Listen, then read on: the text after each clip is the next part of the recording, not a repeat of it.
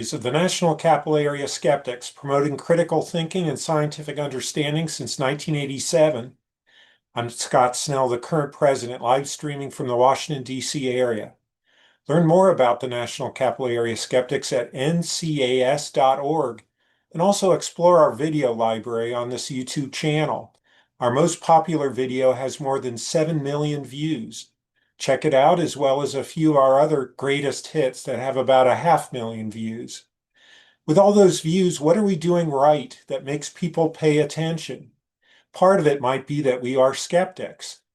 As skeptics, we ask tough questions and follow the evidence, whether it leads where we wanted it to or otherwise. That's an excellent skill to develop, and the results are something that the public, or at least a sizable portion of the public, may be hungering for in our world of confusion and uncertainty.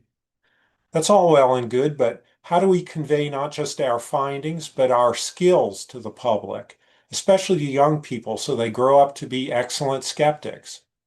I want to share my personal example briefly. Here are two mementos. This is a book, The Bermuda Triangle Mystery Solved by Larry Kusch, that I received as a gift 50 years ago this month. To say that it was an eye-opener for my young self would be an understatement. Mind-opener is the right word.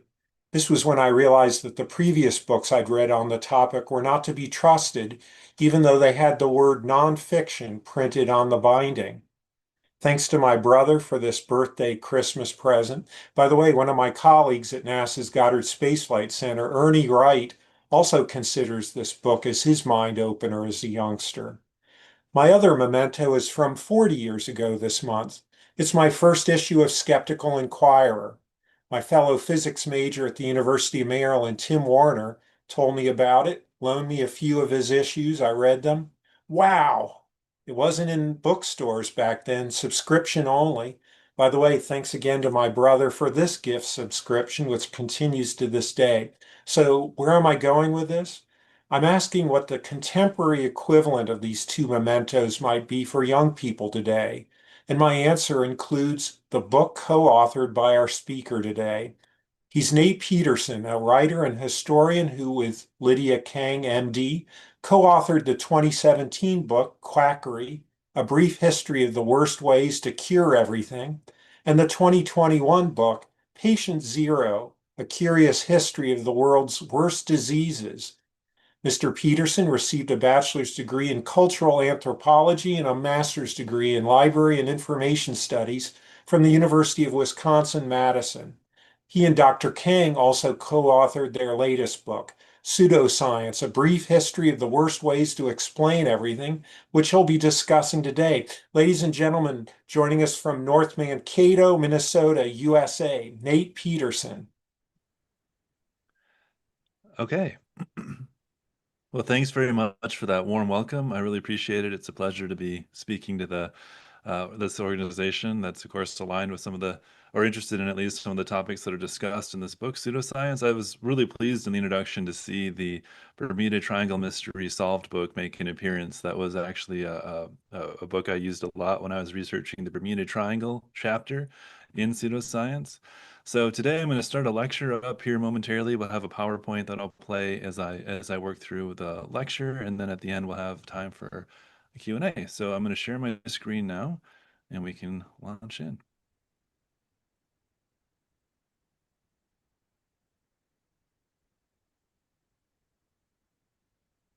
Okay. Let's see here.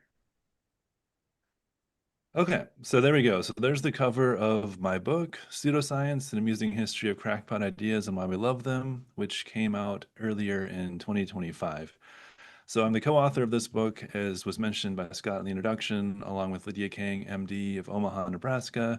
She's a physician and a writer in Omaha.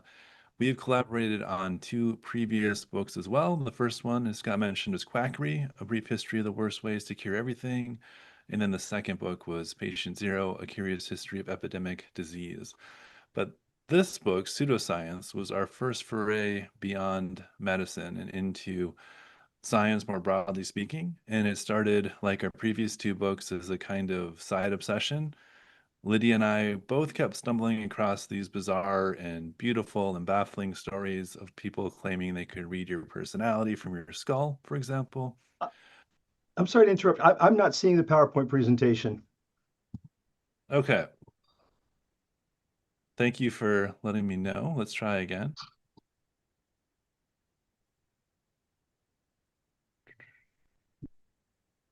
Are you seeing me? Yes. Okay. Let's try this again. Are you Yes. seeing, is that effective now? Okay. Great. Thanks. All right. With apologies, we actually did get together earlier today to make sure that worked. And of course, when the moment came around again, it did not, but we will launch back in. So apologies to the audience, but we'll launch back into the intro here. So basically, no slides have been missed yet. I'm going to continue with the introduction. We've just been at this point looking at the cover of the book. So backing up just briefly, Lydia and I, my co-author and I, kept stumbling across these bizarre and interesting stories about people claiming they could do things like read your personality from your skull or power a machine with no energy input, or even tell the future by watching chickens eat. And so we asked ourselves, why do people believe these things, and why do we still want to believe them today, in 2025? So the book is lighthearted. Its mission, its goal is to educate while also being entertaining. So we looked for bizarre and baffling stories that demonstrated lessons that we could look back on and maybe laugh at, but also learn from at the same time.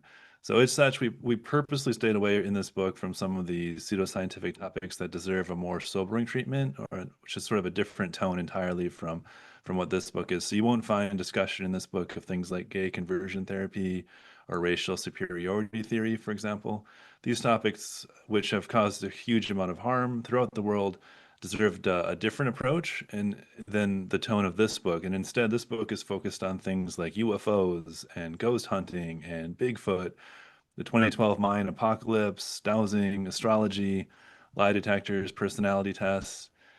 As we phrased it as we phrased it in the introduction, we take a look back at the long arc of history to observe some of pseudoscience's crowning achievements. After all, it wasn't that long ago that we dragged out chickens to consult before deciding to attack an enemy or delayed major political actions because of astrological signs. We've blamed Atlantean space beams for sinking ships in the Bermuda Triangle, and the quest to build a perpetual motion machine has been ongoing since the Middle Ages. And we still have a seemingly inexhaustible desire to watch people bring comically designed electronic devices into abandoned houses to prove that ghosts exist. We've even tried to cheat death itself by freezing our corpses, and we've blamed everything, and we really do mean everything, on aliens and UFOs. So this book is divided into 4 sections: pure non-science. It's the first section. The second is aliens, ghosts, Bigfoot, Atlantis, all with the necessary exclamation marks at the end, of course. The third section is wishful thinking, and the fourth is grifters, nihilism, and denialism. So that gives you just kind of a taste of what you'd expect if you were to pick up this book. And my goal this afternoon in this lecture is to share some stories from each of these sections with you. So let's start with talking a little bit about what pseudoscience is and what it isn't. So officially, pseudoscience is a system with theories, assumptions, and methods that are erroneously regarded as scientific. So what does that mean? Put simply, it's something that looks like science, maybe even feels like science, but doesn't follow the rules of science. It skips the hard parts. There's no real testing, no peer review, no requirement of evidence. So, for folks, that offers certainty without proof, and it offers comfort without complexity. It offers a compelling story, and it often sticks around because it's something that we want to be true, and this book views that desire to believe these stories to be true to be a very, human thing. We view that with some compassion because, life is difficult. The world is a strange and occasionally terrifying place. And it's a very human urge to try to seek explanation for the unusual phenomena that we witness around us. And it's not always easy to trust evidence that we can't see with our own eyes. After all, despite an abundance of scientific proof to the contrary, if you look out your window, the Earth sometimes does seem kind of flat, right? So why do we believe in pseudoscience? Why do we believe it? At the end of the day, it's simply because we're humans, and humans are drawn to mystery and to wonder, to anything that gives us a sense of meaning, a sense of control, especially when the real world feels chaotic and unpredictable. And there's a playfulness as well about some conspiracy theories that allow us to claim our identity, to exert our own beliefs in a world where we are constantly being told what to think and do. So, staking a claim where you feel like you really know the truth and others don't can feel really good. And it helps create identity and in turn encourages you to bond with others who are part of the same squad and echo that same belief system. It's a natural inclination that stretches back across the millennia to the dawn of time, really. And that's what this lecture, that's what this talk is about. Not just the strange ideas themselves, but why they're sticky, why they stick around, why they spread, and why they keep coming back, and how they can lead sometimes to some pretty strange and unexpected places. We love to find patterns and messages and everything around us, including our own bodies. And we've all heard, of course, of palmistry, which you see an example of in the slide here. That's the process, the practice of reading your future in your palms. But what's not as well known is the practice of rumpology, which, like palmistry or palm reading, it's using a body part to divine the future, but in this case, it's with your posterior. So, reportedly, this pseudoscientific practice was coined by Jackie Stallone. If that last name sounds familiar, it should. That's Sylvester Stallone, the actor's mother.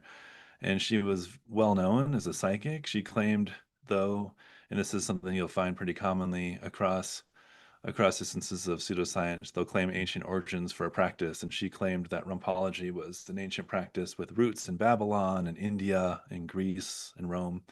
But those were, of course, false claims. It's a common thing to claim these supposedly ancient origins. It's one of the tells of pseudoscience. And anyway, Jackie Stallone believed that the shape and the folds and the dimples of a person's buttocks could reveal their personality, their past, and even their future. According to her, the left buttock was your past and the right buttock was your future.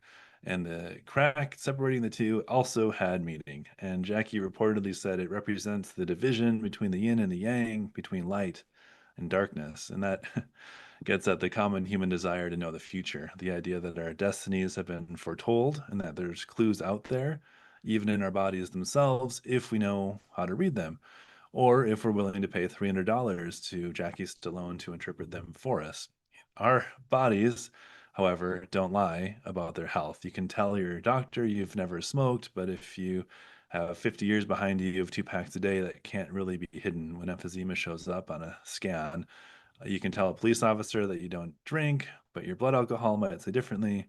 In many ways, our bodies are actually predictive about our future health, but the body can't reveal our financial or romantic future, nor can our bodies tell us what is going to happen next in the world. But the desire to know the future has been with humans since time immemorial and really flourished in ancient Rome with augury. So, pulling back for a second, the human condition is one of just constant choice, sort of relentless choice, right? Decisions surround us every day, from the mundane to the profound. So it's a little, it's no wonder really that we look for support along the way as we navigate that complexity. And we look for signs to help us. And sometimes we've searched for answers and omens in the sky, and particularly with birds. The practice of ornithomancy, which is looking for omens and bird behavior, is quite ancient for real. Unlike rumpology, this really does go far back in time. It goes as far back as the Hittites in the 13th or 14th century BCE, so a long time ago. And while many cultures practiced it, the Greeks enshrined it into their religious traditions, and the Romans basically perfected it. At one point in ancient Rome, no state decision was made, no military campaign was launched, and no promotion was offered without first consulting the birds. In fact, you could make a pretty convincing case that the Roman Republic was run by birds. There was an entire priestly class of individuals that arose that were called augurs. And of course, we see echoes of that in modern language. Augurs whose sole job was to interpret bird behavior for signs of divine will. The practice of interpreting these signs, that which is called taking the auspices, became such an enormously important function of ancient Roman statecraft that we still see echoes of it in our language today, right? Something is either auspicious, meaning conducive to success, or inauspicious, meaning unpromising. And of course, to this day, we anoint our highest political office in the United States with an inauguration over in your neck of the woods there in DC, of course. So, but with so much writing on their behavior, wild birds were a little too unpredictable. And without an auspicious sign, Roman statecraft was effectively stalled. So the Romans turned to a bird that could be more reliably consulted. And that's where the humble chicken enters the story. So the comparative intelligence of chickens was thought to mean they were more susceptible to the will of the gods. So a whole class of people called Polariuses were employed to keep, tend to, and interpret chickens. And a Polarius would keep the chickens in a cage, then let the cage open and spread food on the ground in front of where the cage door had opened. And this was a practice they do whenever you needed to get a sign from the gods. And so if the chickens appeared quickly from their cage and they ate greedily of the food spread before them, that was considered an auspicious sign. It meant the gods favored the action you were considering. And if they didn't, it was considered inauspicious. Of course, all of this probably seems incredibly susceptible to manipulation by the Polariuses themselves, who could certainly and quite easily modify conditions to suit a certain outcome. And that's absolutely what happened. So, Roman generals, for example, would consult sacred chickens before battles, and wherever the Roman army went, a Polarius and a herd of chickens went along too, including to naval battles. In the Battle of Drepana, which was in 249 BCE, in the First Punic War between Rome and Carthage, the Roman naval commander Publius Claudius had the Carthaginian fleet pinned down off the coast of Sicily and wanted to attack. But before he could do that, the naval commander needed an auspicious sign from the gods. It's like a requirement at that point. So you couldn't imagine how disappointed he was when the chickens seemed to think it was a bad idea to attack. And he thought he had a sure thing, a sure victory on his hands, and it enraged him, the fact that the chickens were presenting inauspicious signs about the attack. So he had the chickens drowned. He tossed the chickens overboard, reportedly shouting, "If they won't eat, let them drink." And then he launched a night attack, which was a complete disaster. It led to the greatest Roman naval defeat of the entire war, with 90% of its fleet sunk or captured and 23,000 men killed or taken prisoner. Just an epic military failure. So Publius Claudius, the naval commander, may have drowned the chickens, but clearly the chickens got their revenge from beyond their watery grave. And the point here is that people wanted divine guidance wrapped in a ritual, a way to feel certainty. That desire makes us susceptible over and over again throughout history to pseudoscience. We are, as humans, pattern-seeking creatures. We see faces in the clouds. We look for meaning and coincidences around us, and we crave systems that give us some sense of control over a chaotic world, even if those systems are invented. And augury and rompology are pretty ridiculous, of course, by modern standards, but they both show the same impulse to find meaning and seek order in all the chaos that surrounds us.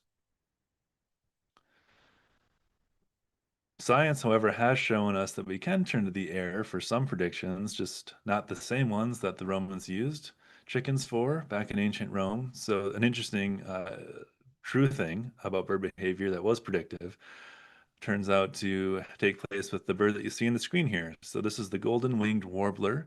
Biologists that were studying the golden winged warblers in the Cumberland Mountains of eastern Tennessee observed that the birds would disappear just 2 short days after arriving at their breeding grounds in the mountains, and they would fly 932 miles away to the Gulf Coast, where they would wait a few days and then come back to the mountains. And the question, of course, is why? What was going on there? What's going on is that the birds sensed the arrival of a powerful storm system, which would go on to spawn 84 tornadoes in this instance and kill 35 people. So the warblers had departed the mountains days before weather forecasters had issued their first warnings about the storm. So while that has been observed, further study is still needed by biologists to fully understand whatever subtle environmental cues, subtle environmental signs are being picked up by the birds and that they're able to interpret and then act on. It's just an interesting sort of future path of study for bird biologists, for ornithologists. So moving on, we will now discuss perpetual motion machines. This is a dream that never dies, the dream of perpetual motion. People have spent centuries trying to build a machine that powers itself forever. Of course, that has enormous implications, free energy, no waste, no fuel, just endless motion.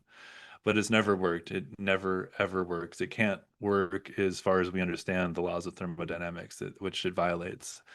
But it hasn't stopped people from trying. And you can see on the screen here a Norman Rockwell painting that illustrated the cover of Popular Science in the 1920s with a garage inventor tinkering away on his attempt, his go at a perpetual motion machine. One of my favorite characters in the history of perpetual motion machines is a fellow named Charles Redheffer, and he shows up abruptly in Philadelphia around 1812. And he claimed at that point that he had built a machine that could run forever. And he put it on public display and he charged people to see it, $5 for men and $1 for women. We've lost to history the reason why women had a $4 discount on admission to see this machine, but there you go. And he sat back and started to make quite a bit of money. The machine caused a minor sensation in Philadelphia. People began to debate the machine in print. It shows up in newspapers of the era. And of course, it was surely a conversation in parlor rooms across the city. So how it worked, and you see an example of the machine that he put on display on the slide in front of you.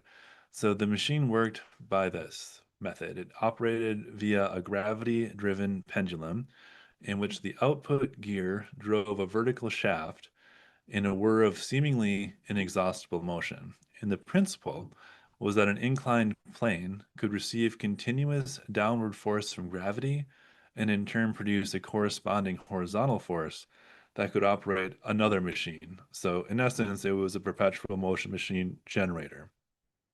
Redheffer, emboldened by this success in Philadelphia, applied for city funds from the city of Philadelphia to build and exhibit a larger version of this machine, a larger version of this perpetual motion machine. And the city, before they would approve the allocation of funds in his direction, required an official inspection of the machine, and they sent off 8 city engineers to examine it. One of the engineers happened to have brought his kid with him to work that day, which is kind of this neat little historical aside. It was, I guess, take your kid to work day. And the kid is the one that figured out what was going on rather than any of the 8 city engineers. So when this kid was looking at the machine, he realized that the gears were worn out on the wrong side, which meant that the machine was set up in reverse. So it was clear to him that the machine was receiving power, not generating it. So it was receiving power from another source. And that was indeed what was going on. So Redheffer's scam was revealed and he had to get out of town. So he disappears quickly from Philadelphia and reappears shortly after that in New York City. Of course, this is the early 19th century. News travels a little bit slower than it does in 2025. So Redheffer, makes a few tweaks to his machine and throws it back up on public display. And once again, seeks to charge admission and make some money from this thing.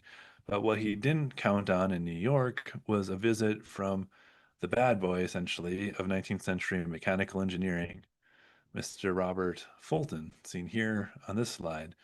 Robert Fulton really knew his stuff. He had designed the world's first steamboat. He designed the world's first submarine, the world's first torpedo.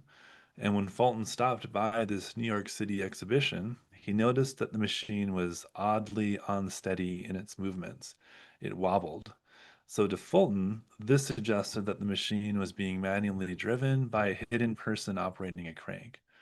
Fulton immediately challenged Redheffer over this. So he tears open some boards from the wall behind the machine. Redheffer, kind of in a bit of a surprise, agrees to have Fulton sort of have carte blanche to examine what's going on. And this leads to this sort of very public takedown of this machine. So Fulton tears open these boards that are behind the machine, these boards on the wall. And behind the boards, he exposes this hidden catgut cord that he traced up to the second floor of the building. So he ran upstairs to see what was going on the other end of this catgut cord, And sure enough, as he gets upstairs and into the small room directly above where the machine was on display, he startles this old man who's sort of distractedly churning away on a hand crank with one hand while he's trying to scarf down some bread with the other hand. So the difficulty of trying to eat bread with one hand while operating a hand crank with the other at a steady pace is what led to the wobbling, was what led to the uneven motions of the machine. And so Red Heifer's scam was publicly revealed. And the crowd that had gathered to watch this epic takedown from Fulton expressed their anger at being duped by tearing apart the perpetual motion machine itself. And it's lost now to history.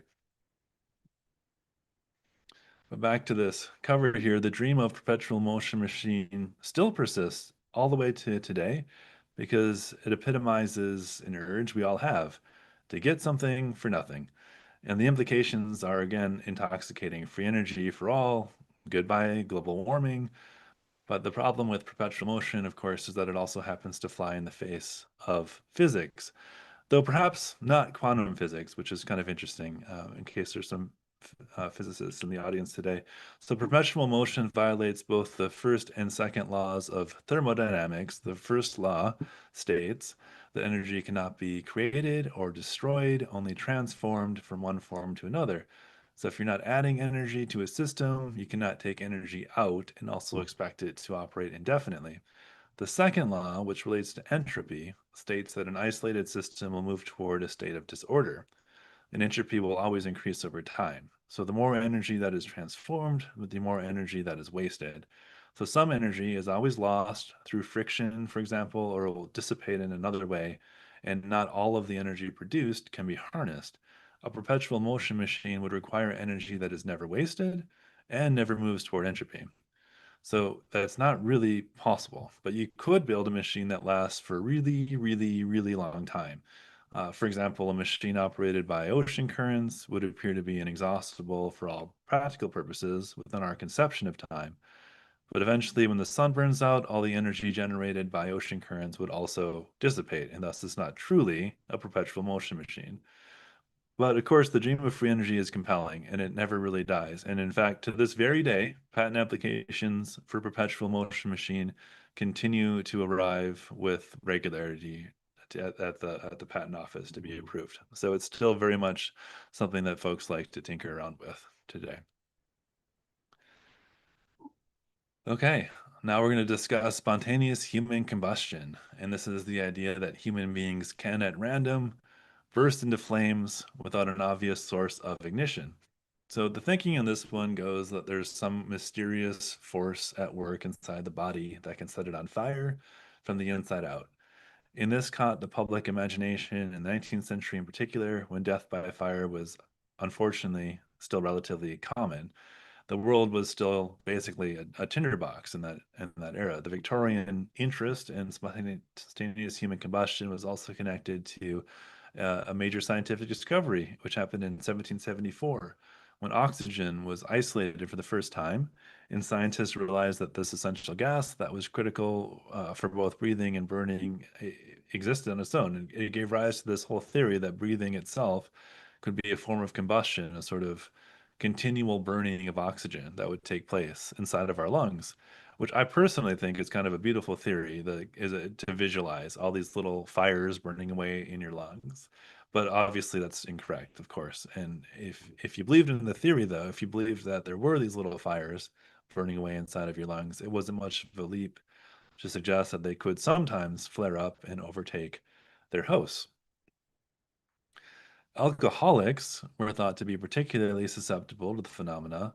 Their very organs were thought to be dripping with flammable alcohol.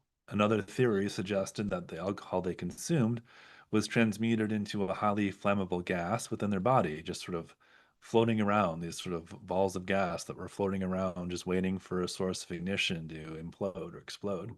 So this theory was not lost on the temperance movement. Spreading the fear of spontaneous human combustion became one of the tools in their chest to try to stem the tide of 19th century drunkenness, which was pretty extreme by modern standards. The average American in the 19th century drank at the rate of about 3 times what we would today. So people did drink a lot. They had their work cut out for them. So Charles Dickens was himself a prominent believer in spontaneous human combustion, and he read voraciously everything that he could find on the subject. And it pops up in his novel, Bleak House, an illustration from which you see on the slide right now. In his novel, Bleak House, he kills off a minor character named Mr. Crook, an alcoholic, note that, an alcoholic rag dealer, via spontaneous human combustion. That's how he dies. And this is the room that he dies in, illustrated in the original serial edition that two other characters are sort of coming across after his death. So Dickens' reputation for realism, which was extensive, came under attack after this scene was first published, and it first pops up in the serial form of Bleak House in the issue that initially was published in December 1852. So the critic, George Lewis, up to that point, a friend of Dickens, as well as the lover of George Eliot, author of Middlemarch, this critic took pen to paper to publish the very critical, highly critical review of the scene, accusing Dickens of, and I'll quote now, committing the fault of raising the incredulity of his readers, end quote, by supposing that spontaneous human combustion was a scientific truth, when it really was just a, quote, error of imperfect science, end quote. So Lewis was right, of course, but Dickens wasn't going to take that kind of criticism sitting down, and a full-scale Victorian war of words ensued, with Dickens going to the trouble of adding a preface to the next serial part of Bleak House that pointed out the scientific speculation about spontaneous human combustion and doubled down on his belief in his introduction to the final, complete, published edition of the novel as a whole. The accounts that were cited as evidence, however, by Dickens were often vague, often poorly investigated situations where people were found to be burned to ash in their chairs with the room around them relatively untouched. And that's a common thing to this day in reported cases of spontaneous human combustion. The conditions found at this scene often do, at first glance, seem somewhat mysterious, perhaps even supernatural. But modern science has a much less exciting, the much more gruesome explanation, the wick effect, the wick effect. So if we look at a candle here, basically, if someone is unconscious or if someone is immobile for whatever reason, when exposed to a small flame, a good example would be a cigarette, the body fat can act like a candle, melting and feeding the flame over time. Clothes help act as the wick. So basically, you need to picture an inside out candle with the fuel source being your body on the inside and the wick being your clothing on the outside. So the wick effect is locally contained by the continual supply of a highly flammable source, i.e., your body fat, meaning that the flames don't typically spread to your surroundings. And that's why you see such unusual conditions with supposed cases of spontaneous human combustion, where the body is burned to an unrecognizable crisp, but the couch on which that person was sitting, or the bed on which they were laying, or the chair that they were sitting on, were only minimally damaged by the flames. Eventually, just as with a wax candle, the human candle will gradually burn itself out. And the key point is that human combustion is never really spontaneous, but it is always tragic. Spontaneous human combustion deaths, such as they are, do have some commonalities. They do typically occur among older people who live alone and don't have anybody nearby to help. And really, the lesson then becomes one of charity. It's to check in on the vulnerable people in your community. But spontaneous human combustion still lives large in the public imagination, and is someone that grew up in the 80s and 90s. That was very much a thing in the background, kind of like the next topic that we're going to discuss, the Bermuda Triangle, which also I think was, I think if I think back to growing up in the 80s, you kind of had this sense of inevitability that at some point in time you'd have to cross the Bermuda Triangle and you would at some point likely encounter, some mysterious force on that journey. So I think it really had a lot of cultural resonance, and we'll talk a little bit about the origin of that, the story, the myth of the Bermuda Triangle, and what's really going on there at this point now in the lecture. So it's of course, if something that probably everyone in the audience is familiar with, but the rough outline of the Bermuda Triangle you can see on the slide right now on the screen. It's a supposedly haunted or cursed stretch of ocean roughly border, if you were to make the triangle, you'd roughly start in Miami, draw a line out to Bermuda, draw another line down to Puerto Rico, and then back to Miami. And that's the Bermuda Triangle in general. Each side's about 1,000 miles long.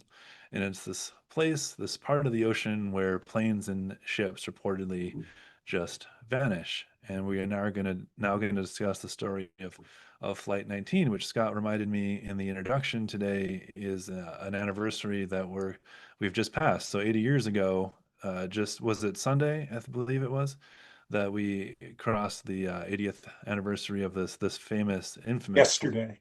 Yesterday So was it? years ago yesterday. Yesterday. Thank you. So we are right on the heels of 80 years ago when this next story I'm going to share happened. So this is probably the most famous Bermuda Triangle story. It's often credited as being the origin story of the Bermuda Triangle myth. So Flight 19 was a group of 5 Navy bombers that disappeared in 1945 during what would have been otherwise a routine training flight off of the coast of Florida.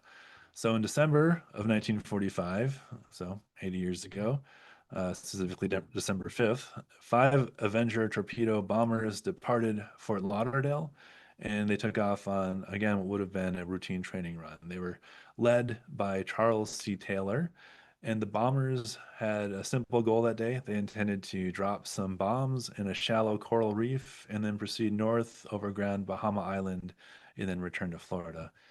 So Taylor, their leader, was a well-regarded, very experienced pilot. He had 2,500 hours of flight time behind him and a successful aviation tour in the Pacific Theater during the very recently concluded at that point Second World War. So the weather forecast that day called for a few scattered showers, nothing strange, nothing out of the ordinary. And the pilots completed the first part of their run without incident. But after heading toward the Bahamas, things went abruptly and irrevocably sideways. Taylor himself became disoriented, and he was convinced that they were flying in the wrong direction, even though his compass and his extensive flight training said otherwise. The rest of the squadron, sometimes despite their own instincts, continued to follow Taylor as he went further out to sea. Radio logs back to Fort Lauderdale captured the confusion. The pilots were getting increasingly low on fuel. They were increasingly unsure of their location, and they were flying in increasingly worsening weather. And eventually, all contact with the pilots was lost. The planes disappeared, and they were never seen or heard from again. Shortly thereafter, a Martin PBM Mariner flying boat with 13 crew members was sent out to find them and also vanished, and no wreckage was ever found from any of those planes. It became a foundational myth of the triangle. 6 planes in total, 27 men in total, gone, seemingly without a trace. So the myth of the Bermuda Triangle stuck because it was a compelling mystery. And since the Bermuda Triangle area is one of the most highly trafficked stretches of ocean in the world, there were plenty of other seemingly mysterious losses of ships and planes in that area that would soon add fuel to this mystery. So by the 1970s, the idea of the Bermuda Triangle had caught the popular imagination. Charles Berlitz's seminal book, The Bermuda Triangle, became a bestseller. I wonder, Scott, if that's a book you also came across when you were reading up on the Bermuda Triangle. That was the one that kind of spread this myth to a wide audience. And Right. Richard Weiner's The Devil's Triangle, yep, also Vincent Gaddis, Invisible Horizons from the yep, 1960s. yep. Classics of the genre, absolutely. So so Berlitz's book in particular was sort of the biggest bestseller, and theories about just what exactly was happening in this cursed stretch of ocean started to grow increasingly outlandish.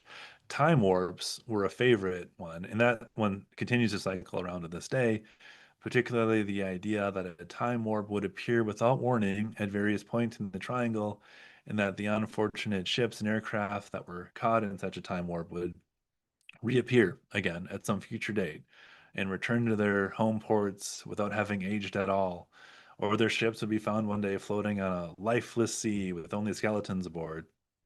So, aliens, besides time warps, are probably the other most commonly blamed thing.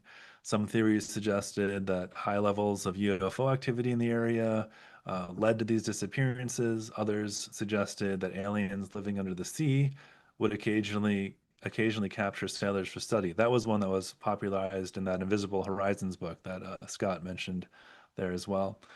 Another theory suggested that an alien signal device had been left in the Bermuda Triangle by exploratory aliens that visited planet Earth in ancient times. And these devices, in theory, could still send signals into outer space, communicating with these aliens as home planets. And these signals would in turn disrupt the navigational equipment of ships and of aircraft. In the 20th century, psychic and clairvoyant Edgar Cayce surmised that the lost city of Atlantis sank off of the Bahamas as well, but its powerful energy source continued to pulsate away beneath the waves, which also disrupted navigational equipment. But the Bermuda Triangle is indeed a strange place, but not because of any supernatural forces. A variety of unusual environmental factors make it a particularly difficult stretch of ocean to navigate for ships and aircraft alike. So the Gulf Stream flows through the triangle, and that's an extraordinarily fast and turbulent ocean current that would quickly erase and scatter any debris or signs of disaster, and that would account for many of the mysterious disappearances, quote unquote, of ships and planes lost there. The interplay as well of Caribbean and Atlantic weather patterns could lead to rapidly developing weather incidents on a local scale. Sudden thunderstorms and waterspouts, such as is seen in the painting of a stretch of ocean in the Bermuda Triangle on the screen right now. Thunderspouts such as those or sudden thunderstorms could spring up and quickly overtake ships or even lower flying aircraft. And the ocean floor topography also varies a lot between extensive shoals to some of the deepest marine trenches in the whole world. So it's constantly in this state of flux. It's constantly creating and recreating new and unexpected navigational hazards. So it has considerable environmental factors that make it a tricky stretch of ocean to navigate. And that's a situation that can be compounded quickly and tragically by human error. So when you add to this fact that it's frequented by small boats and small pleasure craft trying to make the journey, for example, from Florida to the Bahamas, you have a recipe for disaster.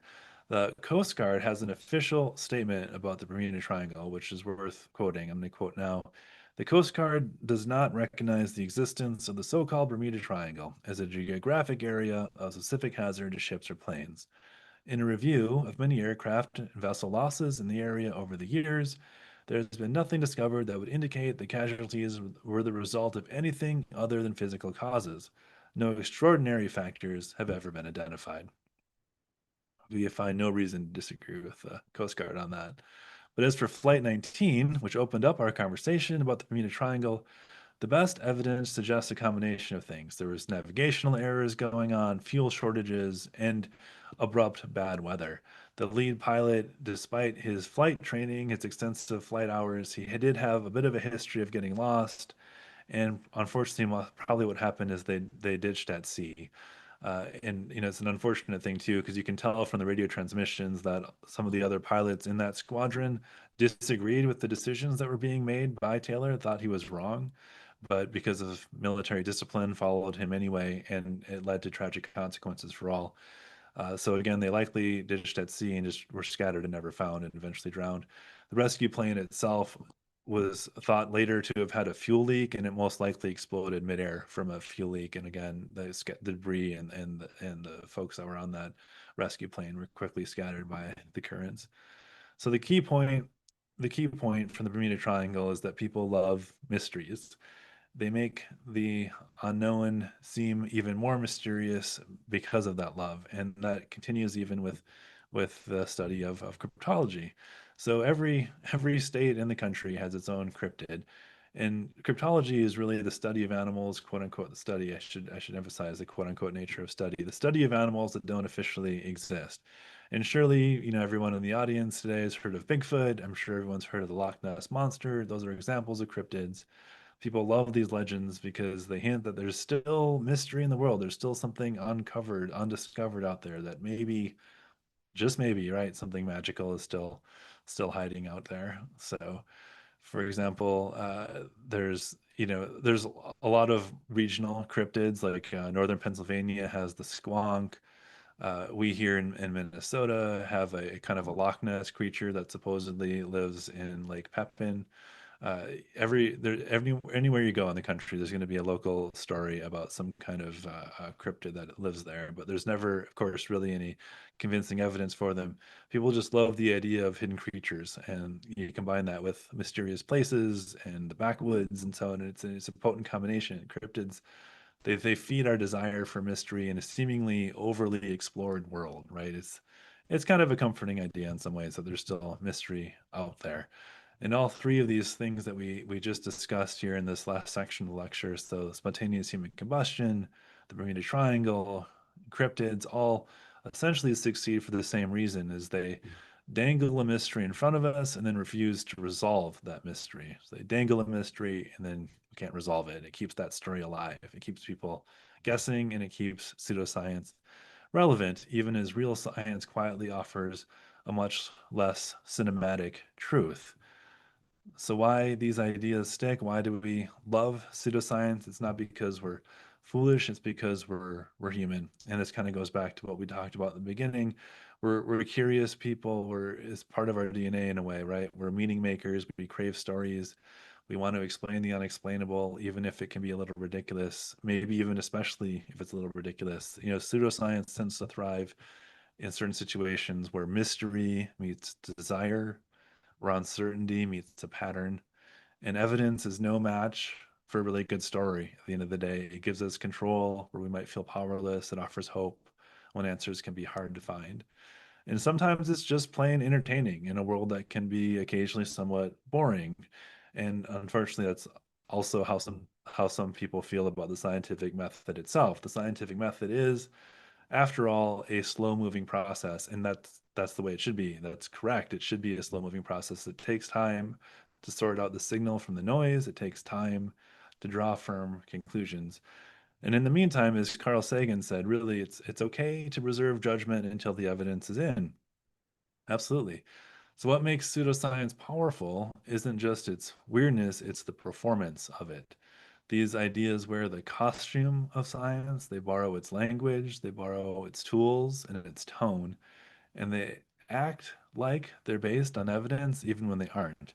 And that makes our jobs as skeptics or as educators or as lifelong learners not to mock the people who believe these things, but to understand why they do and to help them ask better questions. Speaking of Carl Sagan, here he is. So, let's keep being curious. Let's keep looking under the hood of strange beliefs, but not just to debunk them, but also to understand what they offer people. And when we hear a claim that seems too good or too weird to be true, let's remember the unofficial motto of the skeptic community, which is another Carl Sagan quote: extraordinary claims require extraordinary evidence. And with that, I will conclude this lecture. So thank you all for listening. We're happy to go to a Q&A now. I have on the screen the 3 books I've co-written, and copies of them are all available wherever books are sold, online or in your local libraries or bookstores. And thank you very much for having me today. I look forward to having a question and answer session with your audience. So thank you. Well, thank you, Nate, and thank you for going through a few chapters of the many chapters in your book. Um, one thing that I really recommend about this is it's a handbook with self-contained chapters on all sorts of interesting topics, and it's a great way to bring I, I think a young person, a novice, who may have seen, fantastical pseudo documentaries on the History Channel or something like that, give them sort of a, hey, here's the real scoop on this topic and on this topic and so on. And my hope is that if I saw it correctly, this book has been translated into many languages. Is that correct? Um, Yeah, across all 3 of our books, they've been translated into 13 languages, and I believe of the 13 languages, pseudoscience specifically has been translated into 3 or 4. at this point. That's a process that can kind of continue over time. The book's relatively fresh off the presses in the publishing world, being early this year, and foreign editions usually take more time to put together. So it's likely to grow in the next couple of years. I see. Well, anyway, I hope so. And it's accessibility and interesting and entertaining style, I think really recommends it here we are in the holiday season, gift giving. If you have a young relative or someone that and it's like, hey, have a look at this. I really do recommend it in that context. And that maybe 50 years from now, someone will be doing a podcast or whatever it will be 50 years from now and holding up your book as the one that opened their mind, similar to what I did, at the beginning of this program. By the way, a quick comment about one of the chapters you didn't cover today regarding the moon landing hoax, which is near and dear to my heart because I work on a moon mission at NASA Goddard Lunar Reconnaissance Orbiter. And true, Joe Rogan mocked LRO in a program earlier this year, saying, oh, great, NASA releases these photos of the Apollo landing sites as if that's proof. But a year ago, we had Marty McGuire, the backyard astronomy guy, and he thoughtfully, on his own initiative, went to the Indian Space Research Organization website. So the country of India has data from its Chandrayaan orbiting spacecraft at the moon. And I'll be candid here, it has better cameras than LRO. And so be it. Hats off to them, saluting their technical prowess. And they have beautiful images of the Apollo landing sites. And Marty downloaded the raw data and processed it himself and made it available to the public. So in the minds of the conspiracists, apparently the nation of India is now part of the Apollo landing hoax, or some other elaborate explanation is required, such as these landing sites were created without humans, that somehow footpaths were created in the tracks of the lunar rovers. Anyway, that's not mentioned in your chapter, but it further nails into the coffin of that hypothesis. I did have some questions. I want to include some comments also, but questions about the human combustion, spontaneous human combustion. It seems to me, wouldn't pain, even for a heavily inebriated victim, bring the victim to consciousness to escape the flame?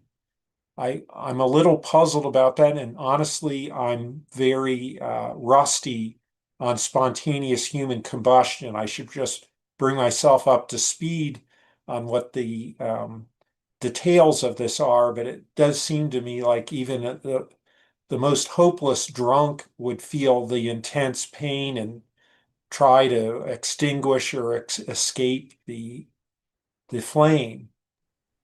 Yeah, that's a great question and totally fair. And absolutely, there's a little bit of uncertainty around that one. I think, one commonality besides inebriation often is something like sleeping pills or something else that like kind of knocks a person out at a deeper level. And sometimes a combination of both, right? Like sometimes it turns out that someone that's a victim of quote unquote spontaneous human combustion was not only inebriated, but also took a couple of sleeping pills. And you're right that you would think that would awaken you from no matter how deep of a inebriated state you're in. My understanding of it is that it moves incredibly fast. Like once it starts, it's just like super quick. It builds into an incredibly intense flame really quickly. Mhm. And so I suspect that element is what overwhelms someone's ability to respond. But I can't say for sure. And of course, the uniting factor for all of these supposed deaths is that there's not a witness, right? These are things that people come upon after it's over. Yes. So it's hard to exactly say what that looks like or what happens in the moment. It's just we're trying to kind of build up from the evidence that's left behind. I understand. Yeah, I wonder with the increasing number of webcams in the world, Oh, if yeah, eventually we will tragically, but that's a fair point. Yeah, absolutely. That's a much witness more likely. such a start to finish incident. By the way, I wondered if maybe someone had done experiments with human cadavers. How does a human cadaver burn? Obviously, it may not be exactly the same as a living human, but well, when I was Googling, I saw that uh, pigs, pig cadavers have been used, and apparently there are some similarities with human physiology. And the interesting results of how strange that the surrounding fuel of carpet or even clothing aren't affected by this wicking uh, Right. phenomenon. It's That's really interesting. Yeah, it's a I mentioned when I discussed the Bermuda Triangle that if you were kind of a child of the 70s or 80s or whatever, you had this lingering sense that you might end up there at some point. It was just so much in the cultural sort of background of the cultural conversation. I feel the same can be said about spontaneous human combustion, which is Mhm. kind of interesting. Something also that I feel like growing up the 80s, you just hear about and would occasionally worry about as a thing that might happen to you. And it's been interesting because as I've done various interviews and lectures and so on in the publicity circuit for this book, we were featured on NPR not long after its publication, and the host, Aisha Rascos, that her first and kind of her lasting interest and comments around the book were in the spontaneous human combustion chapter for the same reason. It's just for whatever reason it's this thing that kind of looms large still for people, and it'd be interesting if there was more. I think it's hard to treat it seriously for like a scientist looking for grant funding to maybe study it, right? I think that's probably a tough thing to sell, but it would be interesting, absolutely. Your references to these studies of pigs, that's an interesting element, and I think if there's a funding body that would be willing to go down a relatively dark and kind of like this sort of vaguely pseudoscientific channel, it would be interesting to have the ability to experiment with that in some kind of controlled environment with a cadaver and perhaps learn a little bit more about what actually is going on. But yeah, it is an interesting and tragic and morbid thing. So You mentioned about the cultural frequency of Bermuda Triangle in our culture. And as one of our participants noted, the Close Encounters of the Third Kind, a Steven Spielberg film from 1977, has Flight 19. The planes are seen in the Sonoran Desert. And then at the conclusion, at least some of the crew emerges from the alien mothership. Um, and that was 30 years roughly after the incident. And to have, I think they didn't actually read off the names of the real life crew. They used other, fictional names.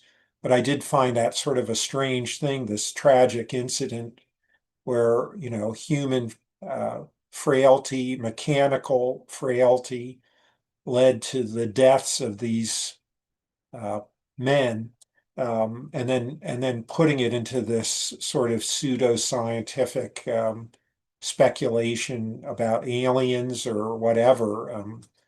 It's sort of a strange thing, the USS Cyclops, 300 people died, and then to have, can you imagine being a relative or friend of this someone on the crew, and it's like, oh, they were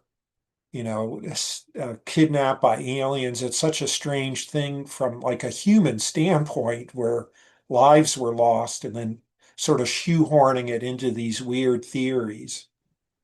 yeah, Um, you make an excellent point there. Absolutely. I think that's really one of there's a playful and almost fun element at times of pseudoscience, but there's also a tendency for pseudoscience to take us away from empathy, to take us away from compassion and understanding, and to kind of sensationalize what are ultimately tragic events or tragic deaths. And I think that's something to be really careful about with this stuff, because you're absolutely right. I mean, those are real lives that were lost, and we sort of owe it to those people that died under these tragic circumstances to provide a scientific investigation and to come up with a an explanation that's not aliens, right? That's not like a time warp or something like that. I mean, it's sort of just a matter of respect. So I think you make a very good point there. Um, yeah, by the way, you mentioned about Jackie Stallone. Her family, she's from the Washington, D.C. area, and some of her family is still here. And I did note whimsically in the chat conversation here that there's a bay near Ocean City, Maryland called Assawoman Bay. And here we have Jackie Stallone examining people's posteriors, and maybe there's a connection there. I don't know. I'm speculating, which is not good for a skeptic.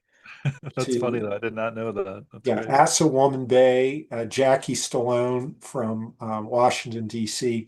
By the way, I lost a bet to one of her nephews a few years ago. He's an acquaintance of mine, friends with friends of mine, and I'll just do a shout out to Don Stallone here and forgive my off-color joke regarding your aunt, Jackie. Let's see.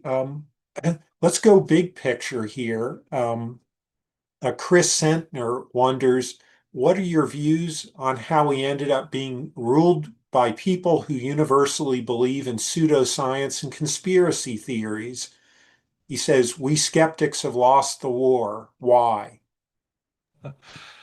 Well, that's $1 million question, right? And I think a lot of people are trying to answer that one. Where I enter into this picture, where I enter this conversation is more as a historian than I am as sort of a commentator on modern events. And in a very purposeful way, a lot of our books largely focus their narratives on history, on things that sort of creep into the modern era a little bit, but aren't explicitly modern. And that's intentional in our part. I think it's not something I can speak intelligently and thoroughly on, though I do appreciate the question. I'll give it an attempt at an answer, but I just wanted to offer that bit of a background. But I think, again, like you have a complex world, and you have pseudoscience offers simple answers to questions that are complex. And when you are struggling and someone's offering you a story that feels like one you could believe in, that offers that support of having a tribe of other folks agreeing with you, and that simplifies something and maybe even offers a target to blame for that thing, that discontent you have, that problem you maybe have with the world, it's compelling. It's compelling as an act of sort of politics. I mean, it's compelling as it's sort of even like an intentional act of political manipulation, just in the same way that it's compelling when we tell a story about the Bermuda Triangle. It's simplifying something and providing an answer in a complex world is sort of an appealing thing, especially for whatever reason you're uncomfortable with, you're unable to kind of put in the effort to dig a little bit deeper, and we can view that element with compassion. There's lots of reasons sometimes why that's not possible for people, just with time or whatever. But it's just, I think, with the world being as connected and as complex as it currently is, that the growth, there's an appeal factor there that continues to grow. And I think that's likely what's led to that. But again, I'm just speaking more from the perspective of a historian than I am from a modern cultural commentator. Mhm. Yeah, I wonder if we have in fact lost the war. I think the war continues, to inform the public, to uh, give persuasive information, and for that matter, the style of communication. Yeah, I find your style very appealing in terms of a light humor, and turn of phrase that I think makes it a page turner. And Well, hopefully if it's well, first of all, thank you. That's kind of you to say, and that's intentional, and hopefully, something that is evident throughout the book. But this kind of stuff, if to bring in history in a more concrete way, right? Sometimes the stuff gets pretty cyclical.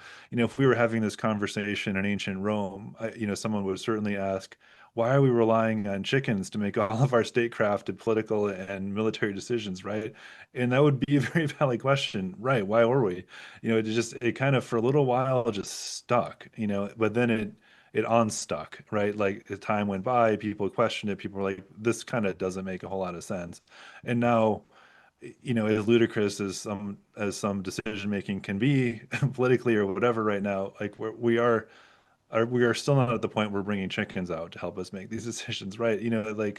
And perhaps that's comforting in some way, right? That these things can operate in cycles, and that maybe we're in an era of time right now that will pass, but that is kind of heavy into this stuff, and that'll clear again. And so to Scott's point, I don't think we could view that war as being lost. It's just sort of always ongoing and probably always will be, with sort of steps forward and backwards throughout all of time. Yeah, there's going to be a technological breakthrough with artificial intelligence, I think, and I don't know what the net uh, result will be. Um, it could continue that cycle that you just described, or maybe there'll be um, firm victories or, God forbid, firm defeats. Um, but the um, pros the prospect of a very informed communicator that's there with, sort of the skeptic in your pocket. I'm thrilled at that prospect, and hopefully it'll be all the good things it could be, but I may be overly optimistic. Hey, listen, you're the co-author of this and the other two books that you mentioned. Would you speak a bit about Dr. Kang, your co-author?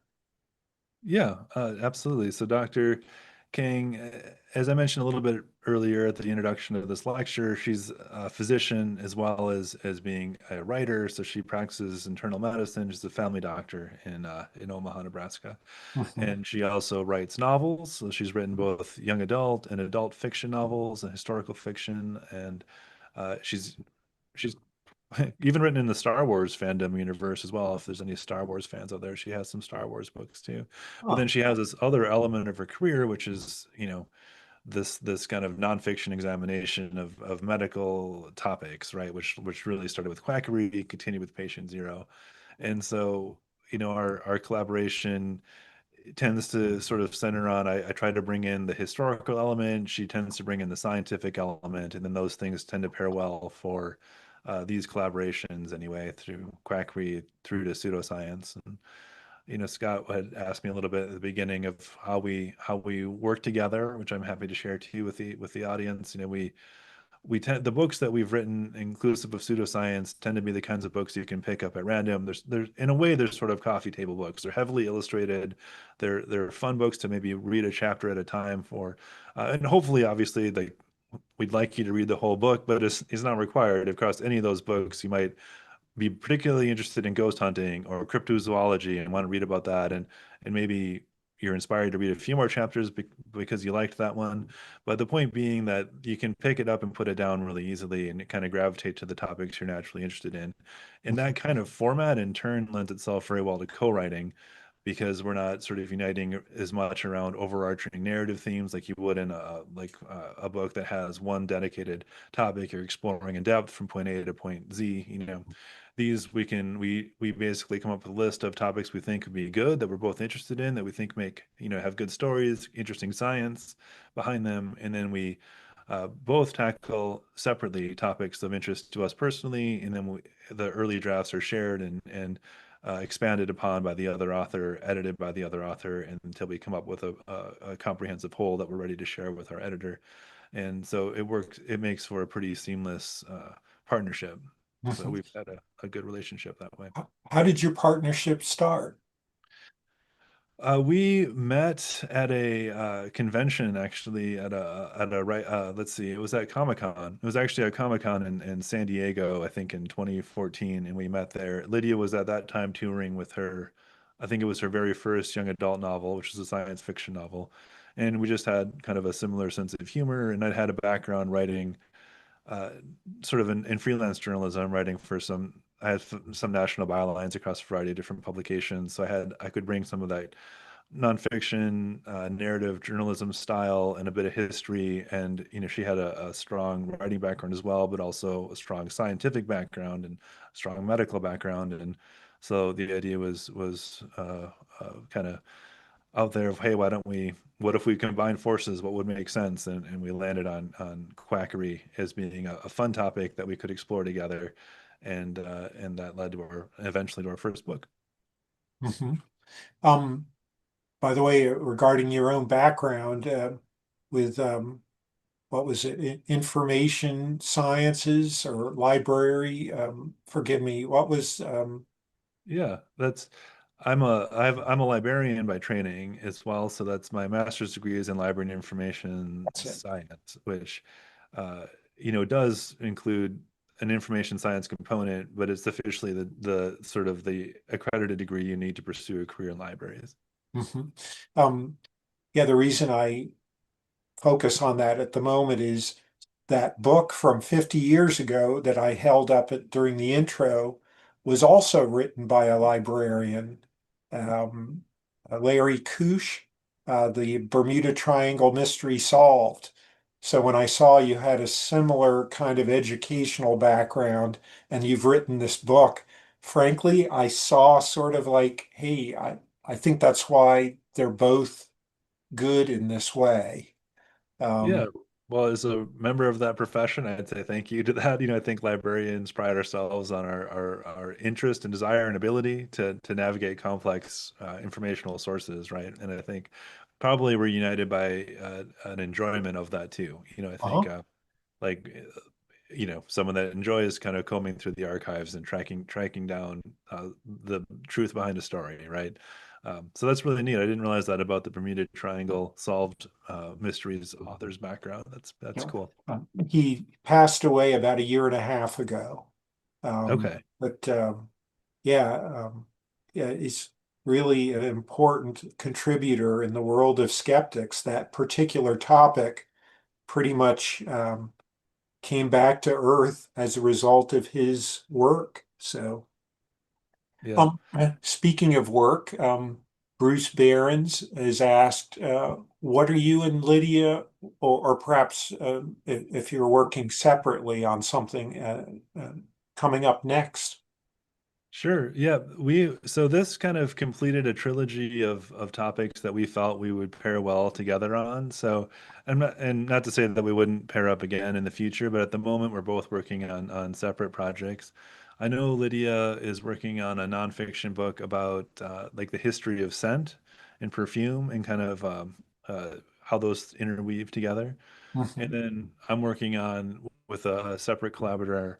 We've just finished recently a nonfiction proposal that we're shopping around right now about dead dictators of the 20th century and where to find their graves. So it kind of discusses the cultural memory of absolute power after it passes and how people remember and treat the grave sites of uh, these dictators around the world, and then how you there's kind of this interesting travel component too of how you can navigate to what remains of them today and how they're viewed by the respective countries that they ruled. And there's an odd bit of that's such an interesting to me range of human emotions, right? There's an odd bit of nostalgia that crops up a lot, which you're seeing a lot right now in Spain with Franco, for example, or in Russia with Stalin. Yeah. And but then there's also just absolute hatred, like you see in Haiti with the Duvaliers, and it's just a quite a mix. So that's the next project that we hope to together, or that I hope to put together with the different collaborator this time. Yeah. Yeah. It's speaking of 50 years ago, Franco died a lot 50 years ago, like 2 or 3 weeks ago. and he's still dead, according to Chevy Chase of Saturday Night Live's Weekend Update. I don't know if you're familiar with that recurring joke from Saturday Night Live. No, but I'm intrigued. Yes, I'll share the link with you Okay. afterwards so that you can enjoy. Um, and just by coincidence, I was in Spain, in Madrid a couple of weeks ago, and I caught a nasty cold. So my plan to visit Franco's burial site, I had to pull that off my schedule, and it wasn't that big a deal to me. I was there to see I'm sort of kidding, but part of my trip was to see our local National Football League team play the first game in Spain against the Miami Dolphins. By the way, our team is up in your neighborhood and playing your Right. Minnesota Vikings tomorrow. And we I are don't having a very unfortunate season, so well, yeah. know. So I'll be watching the game, but my hopes as a Vikings fan are relatively low. It's same here.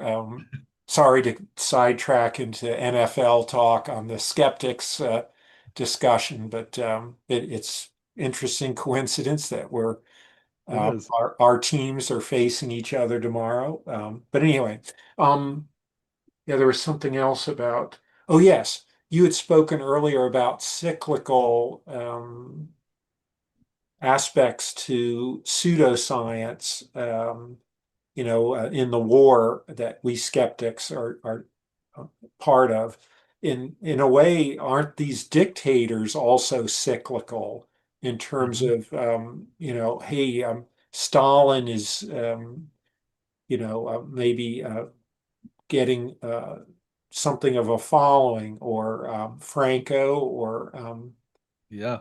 the, Absolutely. Mussolini actually too, you can visit his grave sites in Italy, and there's like a guest book that people sign, and it's shocking. I mean, just thousands and thousands and thousands of people visit it, and I mean every day it's just packed. And yeah. it's become, and this is where like the current Italian government has to sort of figure these thorny issues out. It's starting to become a bit of a a fascist must see site, and so it's attracting that kind of attention. And absolutely that, you know by I don't think anyone would disagree. There's been a recent rise in authoritarian power around the world. Again, Mhm. and some countries that had thought they'd long since buried that, that, and then the ghost of it rises again. So it is cyclical, unfortunately. Okay. But again, like your point about AI, for example, in pseudoscience, I mean, there's ways to break out of cycles too, and I think that's sometimes where history can play a powerful role, the ability to learn from history and try not to repeat it, and to see where it led when it's happened before. Of course, you need you need the majority of people in a given place to sort of agree with that. But it's a possible thing that can happen. You can break out of those cycles too. Mhm. By the way, our sidetrack a couple minutes ago has elicited a question. I don't know if it's whimsical or otherwise. Why watch scripted sports leagues? I assume this refers to our NFL discussion. And my skeptical question to follow up on that would be, if it's scripted, why are there so many boring games? Shouldn't there just be an occasional fluky, boring game? I strongly suspect there isn't scripted, but I do have concerns about the corruption of legalized betting. We already know some of the leagues have had guys that said, "Oh, I'm injured. I'm going to sit out now," and because they knew their stats were going to be low. They told their friends, I'm going to score less than I usually do on the basketball court tonight. And so, anyway, it's all disturbing, but I'm not sure we're seeing a scripted thing, but something that is corruptible by some of the participants. And it's a sad thing because I enjoy watching competition and the excitement of an unscripted event. Anyway, I've gotten off topic. No, Um, that's a good point, though. Yeah, I agree with what you just said too. Yep. Yep. And glad to hear about your upcoming project. Um, Yeah, hopefully we find a publisher excited about it too. And mhm. yeah.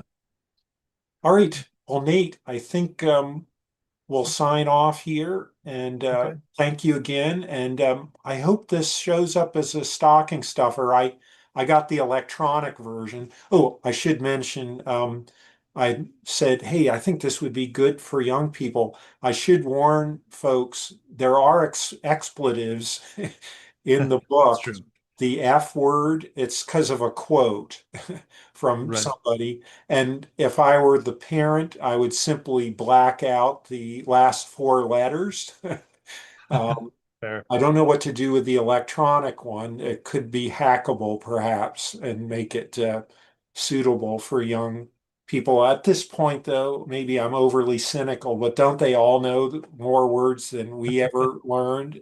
So it may not be that big a deal.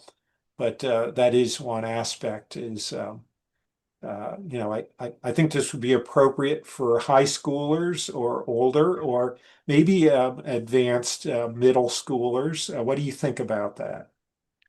Absolutely. Yep. I think it works well for, I'd probably start that age group at what you just mentioned, that kind of advanced middle schooler, definitely high schooler, and really just for anyone with a casual interest in both science, honestly, and pseudoscience. Even for people that strongly believe in this stuff, it's kind of a fun read for them too. So, and sometimes when I do these lectures or sort of interviews on this topic, a question that pops up pretty regularly is how do you engage with like a close friend or a family member who strongly clings to a pseudoscientific belief, right?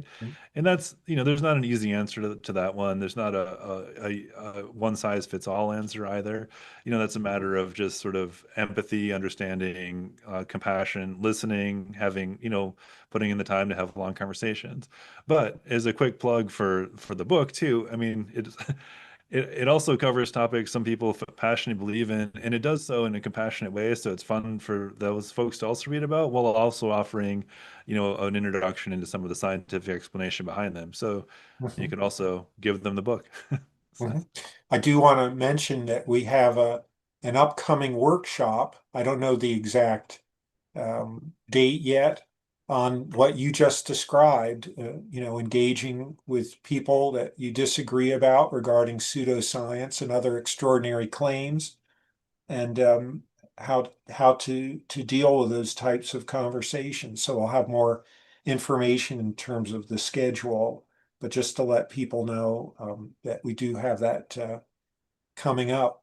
And Nate, I do want to thank you again and let people know today's program was produced by JD Mack. Thanks, JD. We hope to see you on Saturday, January 10th at 1:30 p.m. Eastern Time at Morella Library in Bethesda, Maryland. It is going to be live streamed, but there's nothing quite like having an in-person crowd. There's energy there. It sort of reminds me of the old Phil Donahue show. My hair is gray like Phil, and I'm walking around with a microphone. I'm not thinking about Marlo Thomas, but I'll do my best to imitate Phil Donahue otherwise for that. That's going to be Laura Kahn, MD, discussing everything you wanted to know about coronaviruses, but were afraid to ask related to her Politics of COVID-19 book that came out recently. Until then, on behalf of the National Capital Area Skeptics, I'm Scott Snell signing off from Greenbelt, Maryland. Enjoy the holidays. Bye-bye.